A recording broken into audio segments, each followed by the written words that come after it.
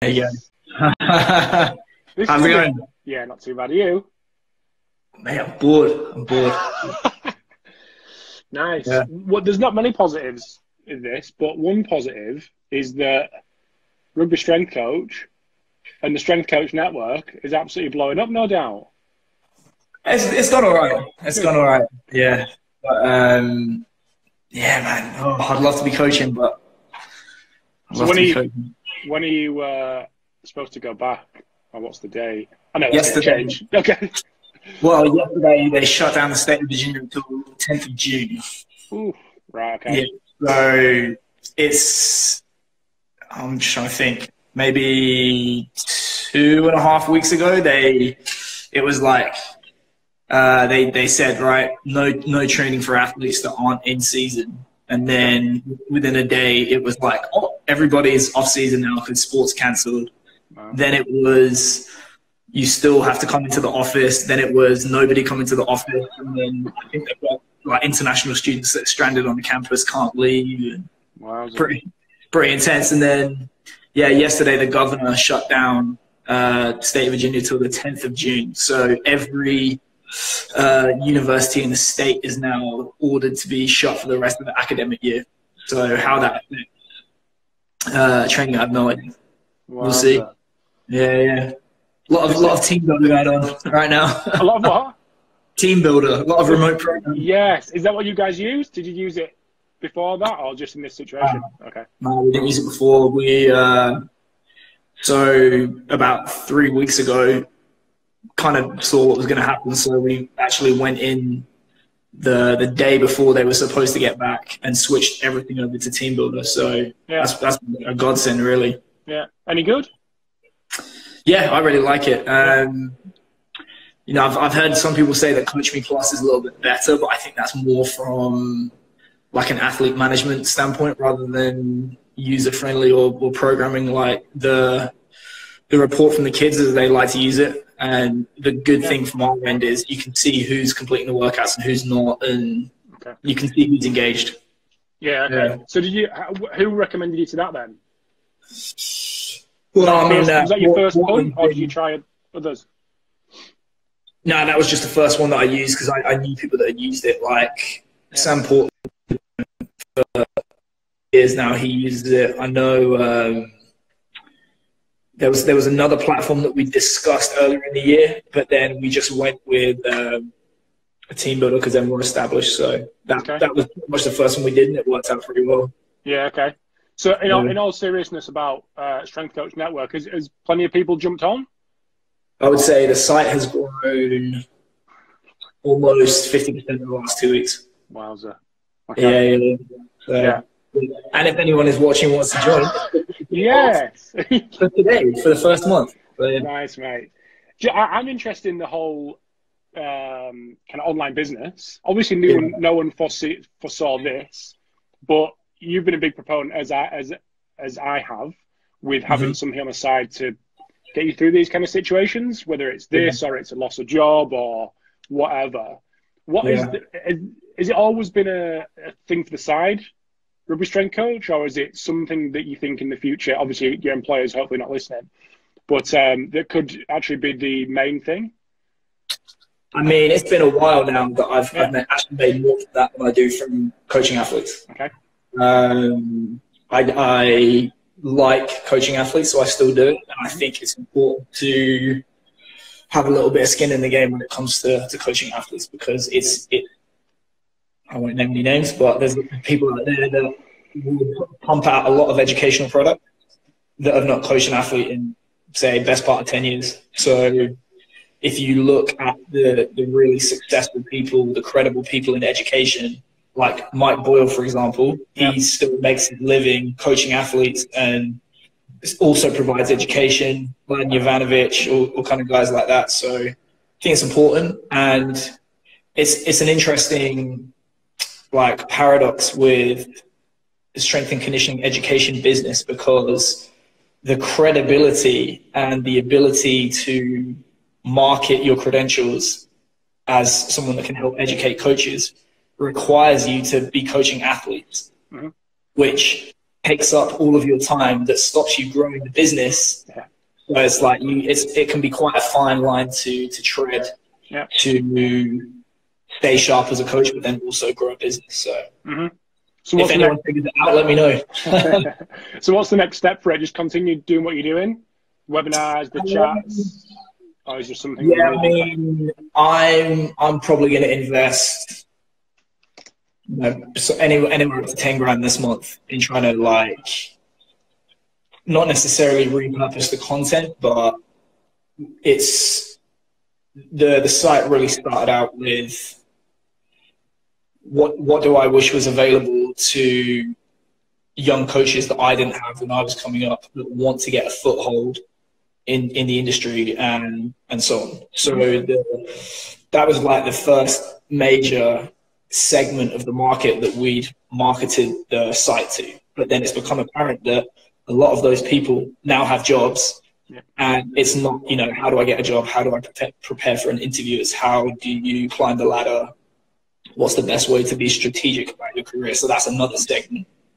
And then we actually, I'd probably say maybe we have 20 different members that are heads of department at, major Power 5 colleges, Premier League soccer, Premiership rugby, Major League Baseball, all that kind of stuff. So it's the kind of like intellectual challenges that you're facing as a head of performance or a department head are very, very different to being a developing coach. So in reality, we've kind of got 3 different sites within one site now. So I'm having to, I don't have to, but I'm choosing to invest time and money into really creating a different experience for each of those segments. Okay, I understand. To like curate the content a little bit better, because there's when people do cancel now, the feedback is like, I don't know how to get through all of this content. So it's not through a lack of content or potential value. It's basically helping people to best consume the content, which I'm sure you can relate to. Yeah, no, absolutely. Yeah. And that's all the things I can relate to. Do you have anyone helping you? Yeah, I have an assistant. And then, he's worked with me for maybe 4 or 5 years. Yeah. And he kind of jokes that it started out with, I paid him $50 in burrito to film some videos for me. And, now it helps because the Argentinian currency is so terrible, but he actually earns more from the site than he does from his full-time job. And, I'm going to keep him around for as long as I can because he's been a massive part of growing the business. And then I have an ad guy, and then I hire contractors on a kind of ad hoc basis when I need them to, because it just works cheaper that way. Yeah. When you mentioned just go off tangent a bit, but when you mentioned Mike Boyle, has it gone from a bit of a, I don't know, it's difficult to get the context and when you put something on Twitter and you kind of have a little bit of a to back and forth. But then you can actually see the development of the relationship. And he said, asking about me. So what's the deal with Mike? No, I just think it's like I've kind of I'm very opinionated. Yeah. Right? Stop it. So is he. It's part of what makes for a good coach is that you have to have fairly strong beliefs, because if you're going to stand in front of a group, especially of like male professional athletes that outweigh you by 50 pounds, it's like you have to have some kind of conviction in what you're saying, because otherwise they'll look right through you. And every coach is the same in that they're going to have reasonably strongly held beliefs at some point in their career that they change their mind on. And the more vocal you are, and the more you stick your head above the trench, the more people are going to shoot you. So I've done that, and I've disagreed with him, and I've been dumb enough to be public about that. And then he obviously has done that a lot in his career, like, you don't have to do bilateral exercise. And he was a pariah for, I think like 10 years ago. All of these different things that he says that you're not supposed to do, and people would say, well, I disagree with this and blah, blah, blah. There were aspects of what he had out that I disagreed with. And, I've I kept the link. He actually admitted it in a podcast once that I changed his mind about some stuff and so on. But I would say a lot of things that he's put out over the years that I had dismissed initially, I've kind of come around to and been like, well, actually, he's probably right about that. And Mike Guadango from Freak Strength is another one of those, and we kind of joke that it's a rite of passage as a coach to say that Uncle Mike was wrong about it. Uncle Mike, I enjoy that. He was actually right about this in the end. And any examples, Keir? Any examples that you've let me think. I think one of the things that I would say he has, if you look at his business model, what it is a fairly general cover your basis program of physical preparation that basically you can replicate really, really well, and it's systems based. And it's almost like, my understanding, I've never visited his place, it's like a conveyor belt. So whatever your job is, you're going to do that 8 hours on the floor, and the groups go around you, right? So you can kind of turn your nose up at that and say, well, this isn't specific enough, or this doesn't work for blah, blah, blah, blah, blah. But when you have to put that head of department hat on, and I'll give you an example now. I have 23 sports, 500 plus athletes, and one weight room. Yeah. All of a sudden, you get really interested in how to get them in and out. And, you know, maybe sacrificing precision in, well, we're going to go for this adaptation at this time and blah, blah, blah. What happens if you miss a kid for 2 weeks, or they have to rush out and go to class? So you end up spreading your resources a lot more evenly throughout the week because you don't know what's going to happen. So it's kind of like stealing a line from Exos. You should be more interested in having an 80% of the way program that works 100% of the time, rather than having a 100% program that only works 80% of the time. And I would say that's the biggest thing that I've taken away from his model is it's like that Nassim Taleb thing. If it works in the real world, it works. And he's got a business that's highly scalable that makes millions a year, and he can leave a gym alone and go away and focus on something else for a month and come back, and it's still good. And not many people can say that. Yeah. Just on that point of you kind of being outspoken, that was one thing that came through on the DM on Twitter was, at what point do you allow yourself to do that? Like, obviously your experience, you've got, you know, various experience in different countries, different, you know, environments and whatnot.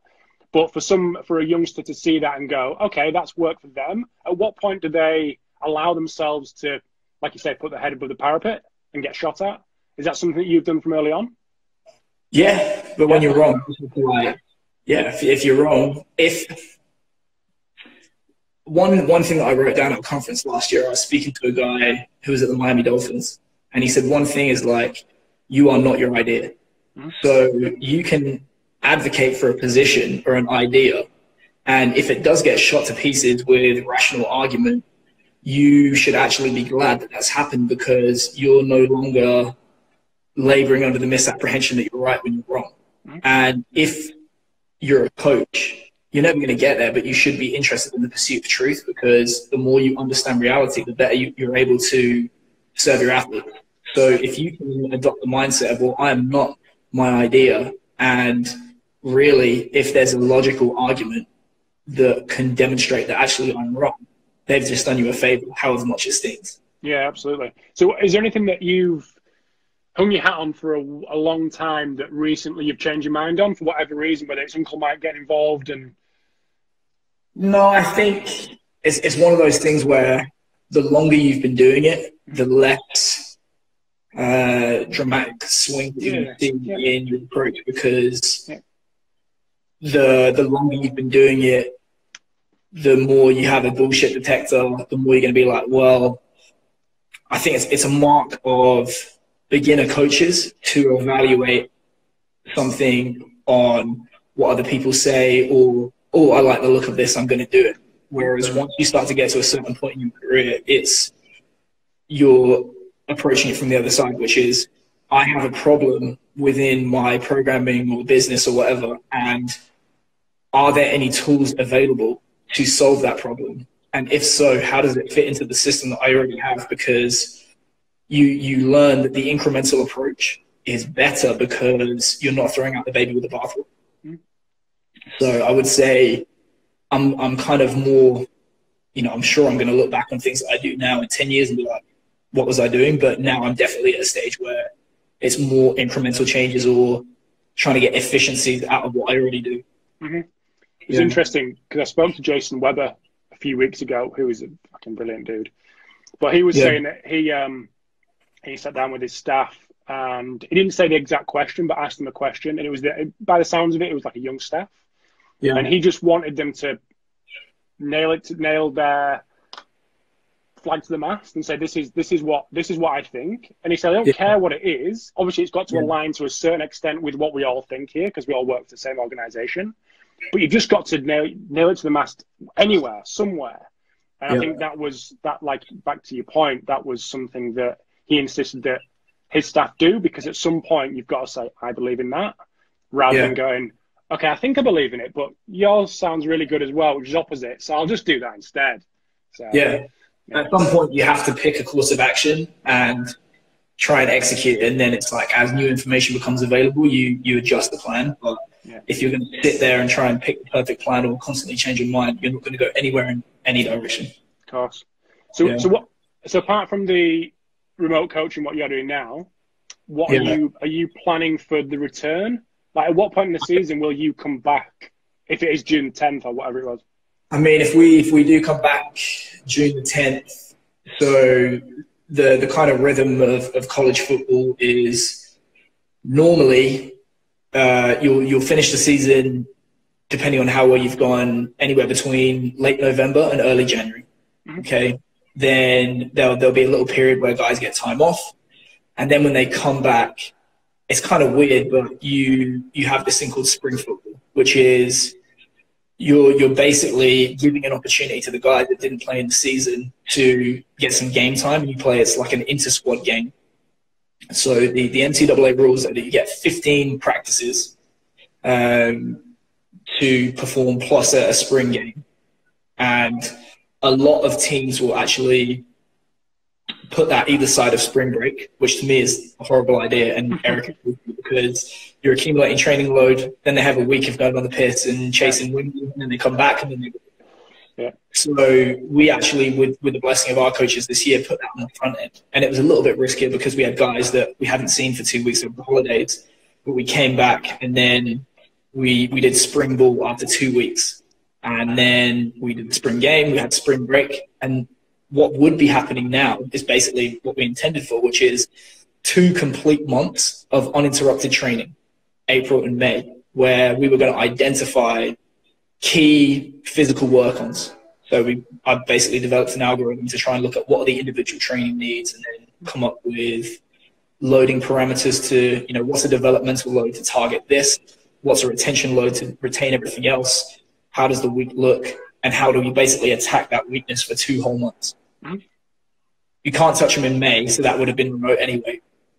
Then when you come back in June and July, for us, we were basically going to switch approaches a little bit and ramp up the load to get them ready for training camp, because American football in August is training camp. So you can't actually touch them with sport practice until August, and teams typically have 4 weeks to get ready for the competitive season. So obviously, if you want a baby, it takes 9 months. If you really, really want a baby, it takes 9 months. But in America, you try really, really hard and cross your fingers that you can have one in 4.5 months.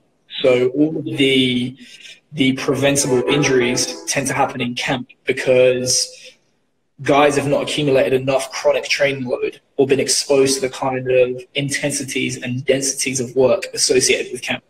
So for us, we decided, well, June, July, we're actually going to switch focus and prepare for that, because the training that optimally develops a particular characteristic isn't necessarily the training that optimally develops you for getting kicked in the dick in training.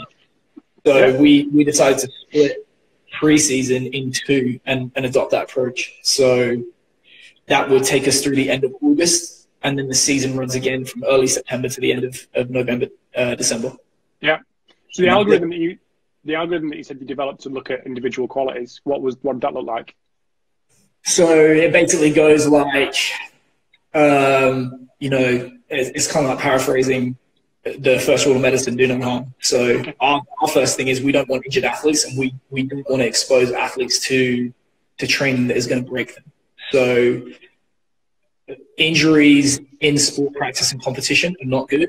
Injuries in physical preparation away from sport practice, unacceptable. So first, are there guys within the group where they have such egregious injury risk factors? So, for example, previous injury history, really terrible Nord board, massive asymmetry, all that kind of stuff. Are they post-op? If so, we've not earned the right to do the sexy stuff, and we actually have to concentrate on that 2 months just to make sure that they're up to speed. Once they've done that, do they have the kind of anthropometrics that they need to hang at that level? So we have a lot of freshmen coming in. We had a lot of running volume in the season that a little bit underweight. So are they at least within one standard deviation of their positional norms? And have they not already gained a significant amount of weight? Because it's easy to say, well, you have to gain 30 pounds, but if you've already gained 30 in your career, it's not going to happen. You just have to accept that. But if those two criteria are fulfilled, we can attack that, and that's going to benefit foundation for building strength and power and speed, assisting contact, general robustness, and so on. So that's the second group. The third group is if you've achieved that level of lean body mass, strength. So again, strength lays a foundation for the specific qualities that come down the line. We're keeping that ace up our sleeve, and it's going to make athletes more generally robust to training demands. And for the most part, we're interested in, with the exception of the linemen, explosive power and speed. And we know from guys like Matt Ray, who everyone will start listening to now because he's at Alabama, not Indiana. It's about a 1.7 body weight squat that tends to yield no further improvements in speed. So are you hitting those numbers? We have numbers for upper body as well. If you're not, you go to a strength focus. If you are, okay, let's go to power. And then we'll say, are you, within one standard deviation of your position averages for vertical jump, broad jump, RSI, med ball toss, and so on, so explosive power? If the answer is no, that becomes your focus. And if the answer is yes, then it goes to speed. Firstly, because I think that's what we're really doing for everyone. It's a running-based sport. Linemen's a little bit different, and the specialist too. But, for the most part, there's a clear relationship between the level that you play at, the round that you get drafted in, and speed. And it has, to me, a universal effect. It's like a rising tide. Rising tide lifts all boats. So for us, maximal speed is that rising tide. Talk to you a little bit about them assessments that you just mentioned there. So broad jump, vertical jump, RSI, and what was the one you mentioned?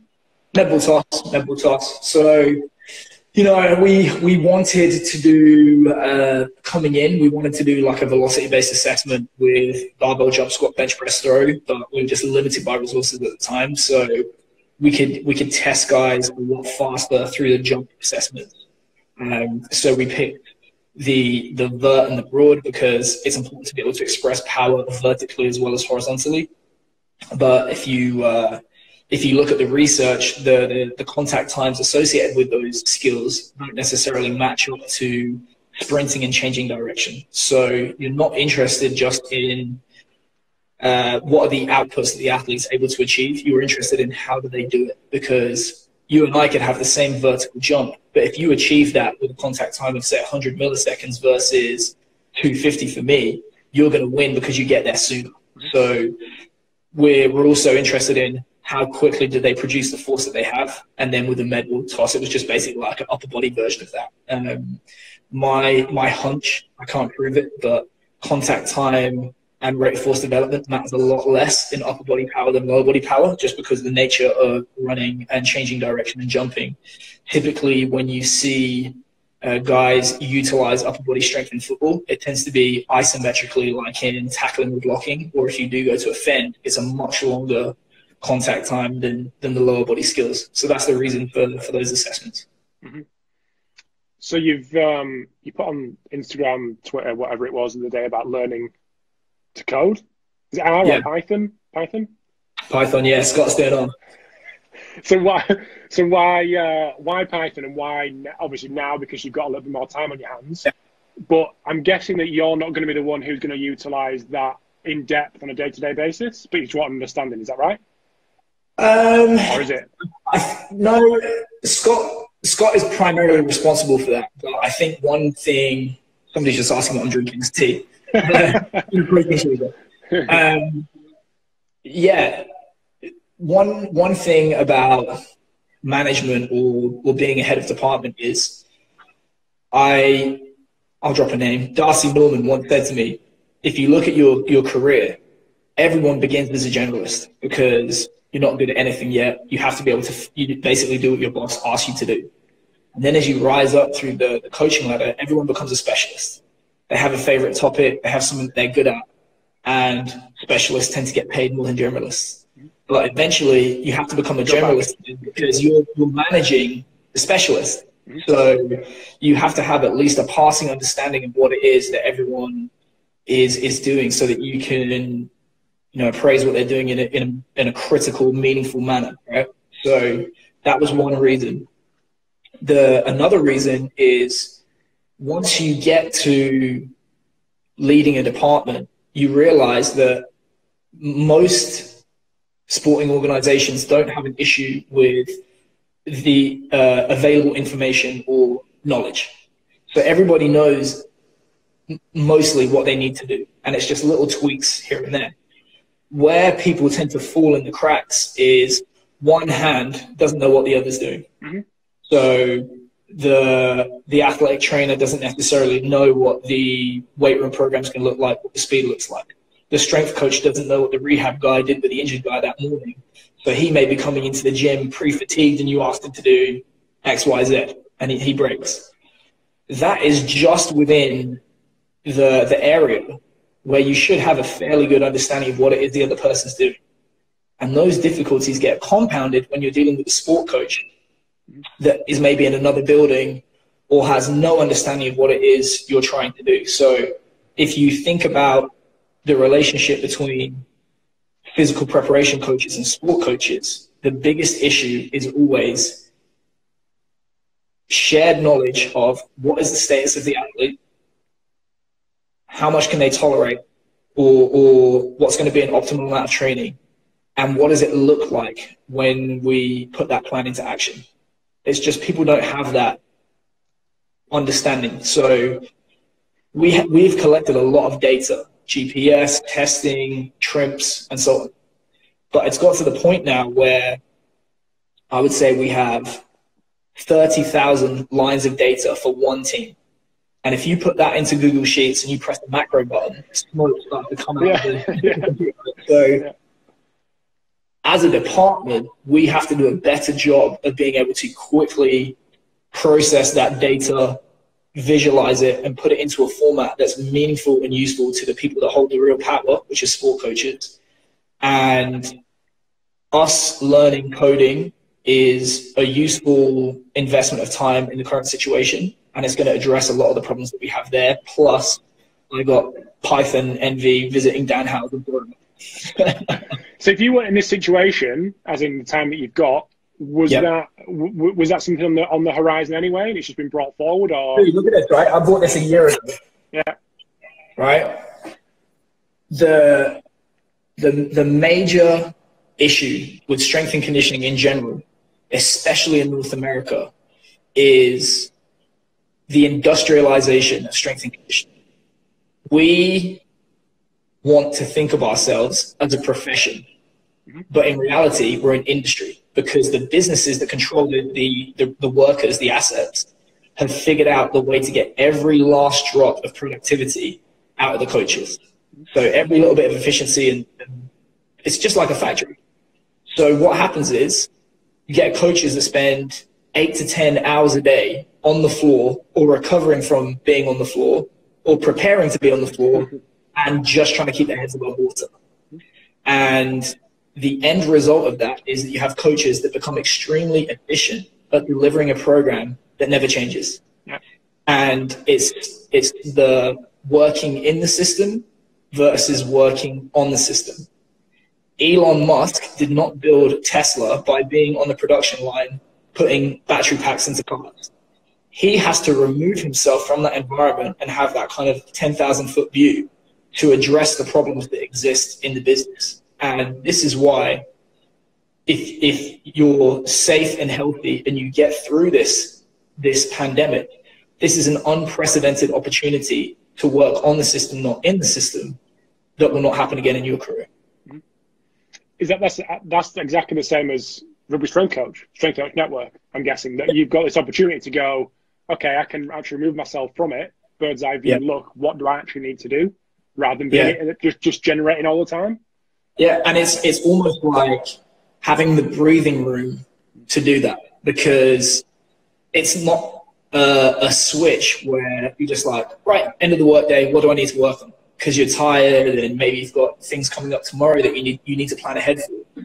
And if you look at a lot of successful businesses, they have time built into the week. I think at Google it was 20%. Yeah. 20%. That's where Gmail came from, apparently. Yeah, Google Maps, all that kind of stuff. Atlassian did the same. So smart businesses will sacrifice a little bit of productivity in the short term to generate significant productivity in the long term. And whether you like it or not, you've just been given a huge opportunity to do so. And if you are in difficult times where teams are starting to cut players and so on, one thing that you can do to be robust to that is to be a much better coach, technically, knowledge-wise, when you come out of this than when you went in. And just as an aside, one thing that really pisses me off is that teams that throw around the word family have cut all their staff this week. So when they try to hire back the same staff, having not paid them for however many months, they're not allowed to use that word again, in my opinion. Is that in the US or everywhere? Australia. I know a number of people in Australia that have already been cut. Yeah. I think American sport is going to be a little bit different, especially college and pros, because the pros have the money and the college tend to make their money from stuff like the NCAA tournament, student revenues, and so on. So they're a little bit more secure. But Major League Rugby, NRL, Premiership Rugby, guys are getting cut left and right. And I would not be surprised if they tried to get those same staff to come back in however many months and pretend it didn't happen. Yeah, I suppose two guys who have been on the pod, both been told that they won't be getting paid during this period. The job's there when you come back. Yeah, of course it is. Thanks for that. I've just got to pay our mortgage for 3 months doing something else. And I think it'll be a very different place whenever we get through this. Very different, because people have been burned. And organisations will think of, I presume, will think of more flexible ways, not to not be in this position again, because we hope this doesn't happen again, but just be a bit more agile in their working. What do you think the same in terms of the organisation themselves, especially in a place like ours? I think anyone that allows themselves to be put in that position again should really think carefully about it, because any business that relies on one major customer for all of its revenues is one firing away from going broke. And when you think about it, you're in the business of you. You're the CEO of you, right? So if you have one customer, which is the team that you work for, that is not good. No. If you have 500 customers and one fires you, you just lost 0.2% of your business. Versus you work for one team, you get fired, that's it. And then there are other things that you can do from your standpoint to make yourself more robust to that, which is to have money in reserve, to have alternate streams of revenue. The math goes over my head, but Ray Dalio talks about in Principles, one of the ways that he ensured that his clients were robust to financial problems is to invest in asset classes which are not related at all. Because that way, if one goes down, the other's going to be all right. So where possible, try and invest money in things that don't necessarily relate to strength and conditioning. So, for example, it's taken me a long time to get there, but I have a rental property. I have when the stock market starts going down, put money into that because it's going to come back up and stuff like that. So I'm not just thinking about, well, the team that I work for and strength and conditioning only. Mm-hmm. How many? You say again? I said I'm trying. Yes, yes. So how many? And this is something you put on Twitter the other day about 6 months. Is it 6 months or 3 months? You put on. Yeah, 6 months. Yeah, I mean that's always been in my head, and that was in my mind before going self-employed. Yeah. Because, well, it just gets said everywhere, and there's multiple people I've followed on LinkedIn who I know of, and one guy who recently went self-employed, and he even put on, he was like, everyone told me to hit 6 months. I didn't listen. Biggest mistake of my life because I've got nothing. But I think it's something that probably gets missed, and certainly I had it. You know, you're in employment, you go, I'm safe, I'm employed, like I'm all good. The people the loose guys who are self-employed, they're super, you know, out on the limb if anything happens, and I'm the one who's safe. When in actual fact, that's in this situation, it's certainly not the case. Because, you know, the last person to be fired is the owner of the business. Yeah. So it's more of a headache to. It's harder to manage a business and all that kind of stuff, but it's actually safer. Mm-hmm. So employment is, I'm not saying don't have a job. Yeah. But what I'm saying is don't rely solely on that job. Of course. Because the security is really fragility in a fancy costume. Mm-hmm. Yeah. So I think, you know, six months. Is this going to last more than 6 months? I have no idea. But at some point, it's like you're saving so much money. How long is the crisis going to last? But 6 months is certainly longer. You're going to be able to last longer than a lot of other people. Mm-hmm. And, you know, as opportunistic as it sounds, is it Spike Lee? Yeah, Spike Lee. When there's blood on the streets, buy property. of course. If you are still standing at the end of this, not only did you survive, but there's way less people around to compete with you to take advantage of opportunities. So again, it's in your interest long term to do it, however boring and stressful it is in the immediate short term. So a lot of your guys on Strength Coach Network will be wanting to get in the industry. Yeah. And get advice from you guys on that. In terms of from an organisation point of view, how do you think that will change from organisations actually hiring? Do you think that will change at all? Looking for more maybe consultant based, or? I mean, maybe. There's a lot of like asymmetry and unfairness in the way that relationships are set up between universities, teams like pro clubs and their workers. Because, you know, I put it on social media the other day, you're going to ask for an outrageous level of commitment from your staff, and yet the second it gets tough the other way around, it's like that. So, yeah.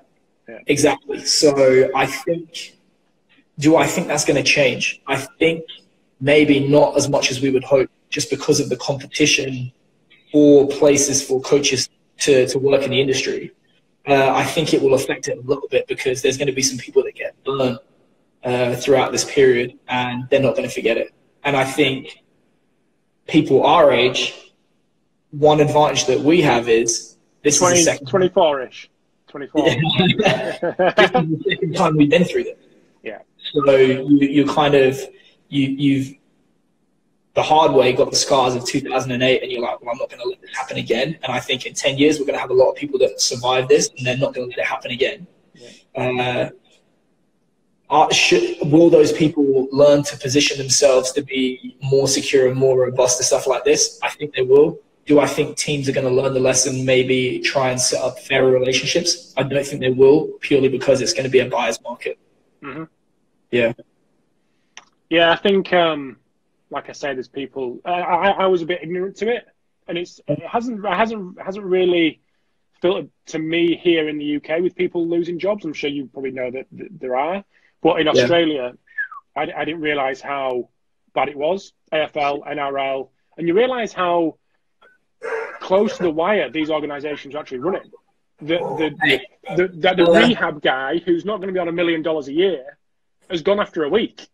Yeah. You know what I mean? It's fucking brutal. And this is the thing about being support staff.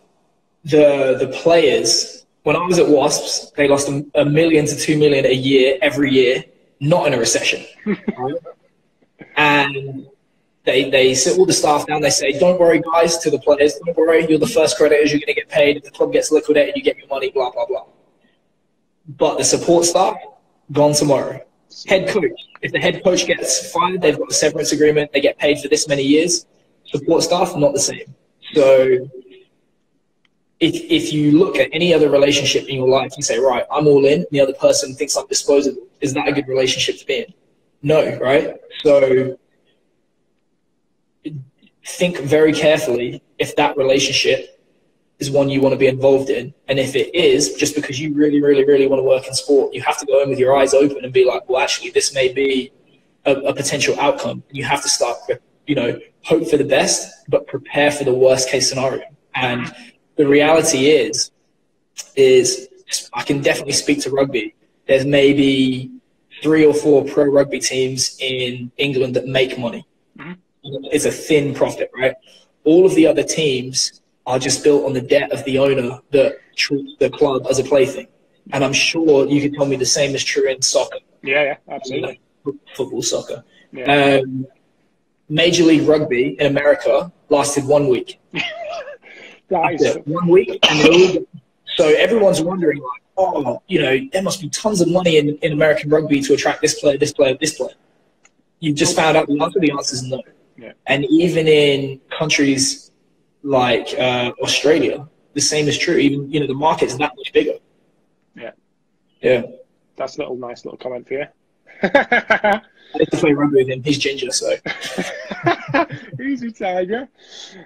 So what? In terms of setting something up, because there's a lot of people out there with plenty of time on their hands. Yeah. From your experience, and this is obviously you putting out videos. What? 10 years ago? On Training for Keir? Yeah. 10 years ago in August. Yeah. Yeah. Finally, before I let you go, what would be your recommendations? Obviously, this would ideally have been set up 2 years ago, so you can see your way through this. But if that's not the best time, now's the best time to set something up. So, what would be your advice for someone going through this period and thinking, yeah, I should have done that, but I'm going to do it now? Well, if you want money now, go and deliver food for Tesco or Uber Eats, and the nature of business and working online is that you have to invest time and money now to make money down the line, which is why you said it should have been done 2 years ago. But the best day to start is yesterday. The next best day to start is today. Yeah. What you are trying to do in any business is you are basically trying to make a value proposition and minimize risk. The value proposition is, if you use my product or service, you are going to derive X, Y, Z from, and that could be money, it could be knowledge that they put their own value onto. And for Fendi handbags, it's just going to be how you feel. And women and whoever buy those bags put a dollar amount on what they feel they get from that product. The risk minimization is, people don't like getting ripped off. They don't like losing time, money, effort, attention, and so on. So you have a job to do, which is to demonstrate that you are what you say you are, and you're going to fulfill your promises to people in business. And in my experience, the way that you do that is by demonstrating authority and demonstrating that you've delivered value to others. So this is where social proof, testimonials, showing people using your product comes into it. This is where sharing your thoughts in a blog online and so on, because I've said it elsewhere, just hello, my name is, buy my product is the equivalent of going up to girls in a bar and saying, do you want to go to your place or my place? 99 times out of 100, you're going to get slapped in the face, and the one that says yes is not the one that you want to go home with. So taking somebody from an unknown prospect to a customer is a case of building that relationship and progressively escalating the amount of commitment that you're asking them to put forth as you build a stronger relationship and demonstrate value to them. So you might not necessarily want to give me $500 now for 12 weeks of programming because you don't know me. But if you watch a video of mine on social media and that gets your attention long enough to click on a link to read a long form article, and at the bottom of that, there's a link that says, hey, if you like this and you would like to read an ebook by me, here's the ebook. And I'm probably going to, I'm going to follow up with you within a week and say, have you checked out this site? It's $1 for 24 hours. It's $24.99 a month.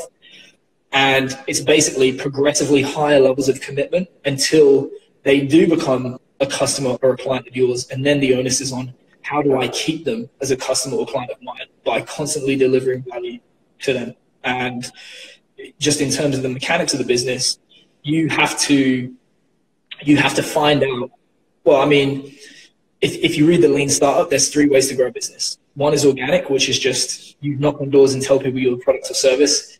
The other is viral, where the growth of the business is built into the consumption of the product. So when you used to send Hotmail back in the day, there was an invitation at the bottom of every email saying sign up for Hotmail. Mm-hmm. And then there's paid growth, which is advertising.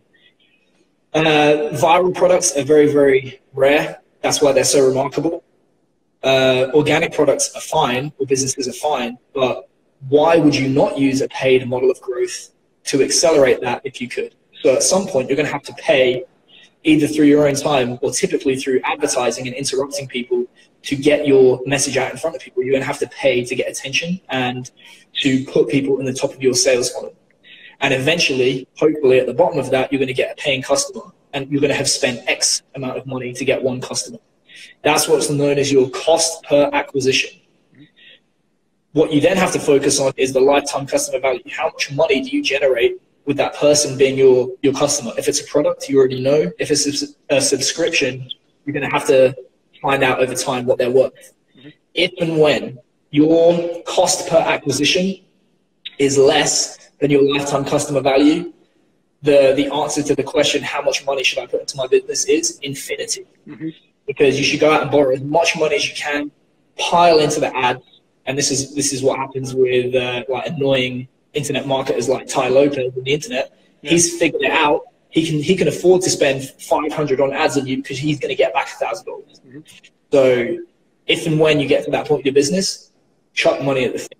But everything we just talked about, it takes months to get to at least. So have something in your back pocket to earn money immediately, and then be planting the seeds now that's going to allow you to do that. So you mentioned the Lean Startup as a resource for people, book for people. Yeah. Anything else that you've read that's been because this would be a whole new world for people to dive into this, and the terms that you're throwing out there will be alien to a lot. Where's the any decent resources that you've found that you'd recommend? Yeah, let me think. So, I mean, there you go. I got my books over there. All right. So you haven't got an ebook on Strength Coach Network for this, have you? I haven't yet. This is a good one. Mastering the Cycle. Yeah. Thinking in Systems. Some Japanese stuff. Lean Startup is one. Principles by Ray Dalio. What else do we got here? Propaganda. So that's actually, that's right. Yeah, this was produced in the 1930s, and it was basically a guy that was hired by governments to influence public opinion. Okay. This is a good one. Economy of Truth. Yeah. Ogilvy on advertising. What else do we got? Tim Ferriss, I would say everything that Tim Ferriss has pumped out. Yeah. Yeah, I mean, a bunch of stuff. There's some really good videos by Ray Dalio on YouTube. So the Principles videos. There's another one on basically how the economy works. That the half an hour one? There's one. Yes. Yeah, I watched there's one. I watched an hour-long one by Bill Ackman last night. But I think that's really, really good. But yeah, I think it's one of those things where the more you read, the more you read. Mm-hmm. Mm-hmm. I'm just gonna before I let you go, I'm just gonna buzz through the questions. Sure. As industry, do you see it possible for legislation to change around contracts and severance packages? I'm guessing you've answered that as a no. That's not enough. Yeah.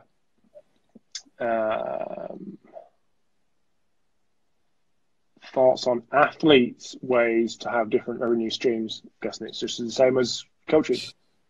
Yeah. I mean, if where possible, you're looking for. This is the thing as well.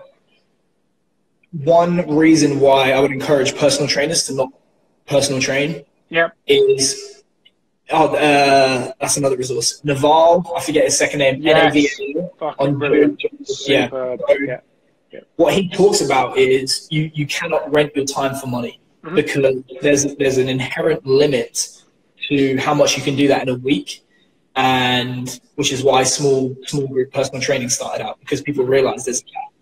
Yeah. But the fact is, you're still reaching a limit, or the quality drops off of what you're trying to deliver. So you have to try and invest your resources into developing businesses which are inherently scalable. So if you have a subscription business, the chances are, if you quintuple your membership, you've not quintupled the work. Whereas if you're a personal trainer, you do. If you have a rental property, it's actually not a lot of time per week to manage that, because you just give them a roof and then they spend time in the house and they pay you the money. So if you do have a career like being a coach or being an athlete, chances are you're going to be spending the bulk of your time on that. So do not try and invest time and effort in earning money in something which is a straight exchange of time for money. Yeah. Scalable. Yes. I'm going to let you go. Just as Sportland pops up, I'm going to let you go. I'm going to let you go, mate. But yeah, have a good evening. And have a good day, because it's midday your time. But yeah, enjoy yourself. Don't get too bored. Oh, dude. Yeah. Okay. Man, I'm going to try and be ripped when this is done. I mean, it's never happened yet. But good man. Thanks a lot. Cheers for your time. Cheers. Bye. Thanks, pal.